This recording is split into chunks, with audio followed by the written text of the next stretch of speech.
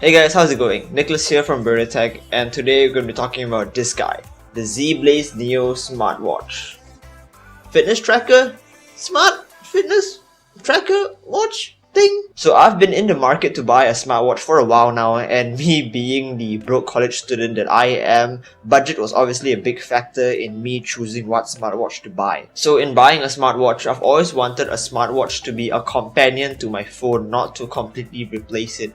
So all those smartwatches with features such as GPS, those that can make phone calls, those can have SIMs in them, and those who even have cameras are all in the territory of gimmicks to me. So in looking for a smartwatch, I want a smartwatch to do something that my phone can't do. Why would I be scrolling through emails on my smartwatch when I can be doing it on my phone that will be with me all the time anyways? So today we'll be talking about this guy, the Zeblaze Neo, which I feel is a really good companion to my smartphone and at a really good price too, at about 150 ringgit, and it doesn't look half bad for that price at all. So inside the box you don't get much. You get the watch body itself, you get some hybrid leather straps, and you get a magnetic charging dock. And down here you also can find the instruction manual. So the build quality of the watch itself is really good considering its price. You get a full color IPS touchscreen display, you get a metal body, and you get this carbon fiber looking bag, which I'm pretty sure it's just plastic.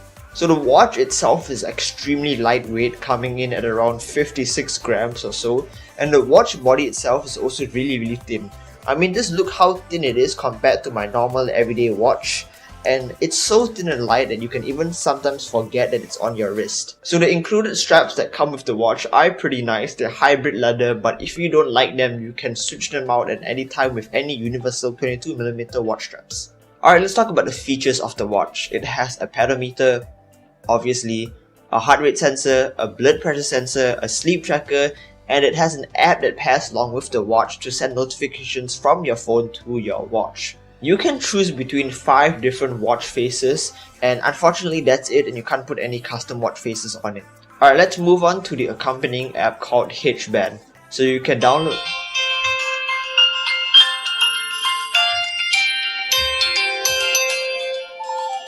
Are you serious?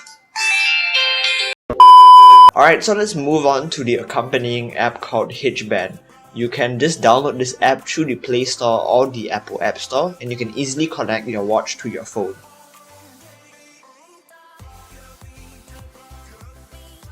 In the app, you can see more in detail on your steps throughout the day, your sleep data, and even your heart rate and blood pressure data.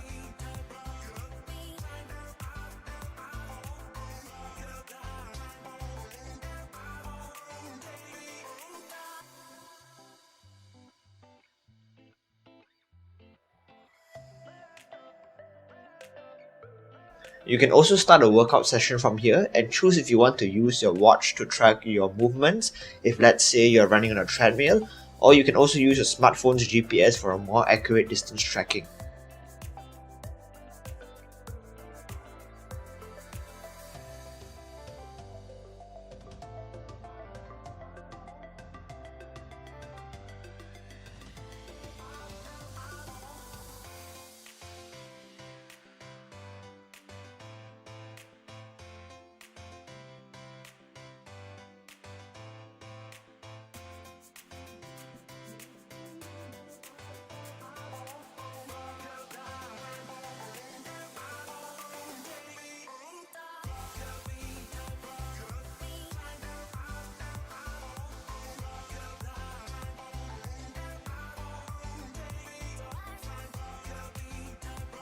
Let's now talk about a few cool features that this watch has that made me really like it. First off, there's a wrist detection feature that will detect when you turn your wrist to look at the time, and it will turn the watch on, and when you put your hand back down, the watch face will turn off. This is really cool because it saves a ton of battery life because your watch doesn't have to turn on when it doesn't have to. And secondly, it saves you a bunch of trouble to not having to manually turn on your watch every time you want to look at the time. This smartwatch can also monitor your heart rate and or blood pressure automatically. So if you turn this feature on, every 30 minutes or so, the watch will take your blood pressure and or your heart rate, and you can monitor your heart rate and your blood pressure throughout the day through the HBand app, and basically you can see your most recent heart rate on the watch face itself when you look at it. This watch also has a really cool feature for females built right into the watch and into the app, and if you're a female you can turn this feature on and it basically just keeps track of your cycles on your watch itself.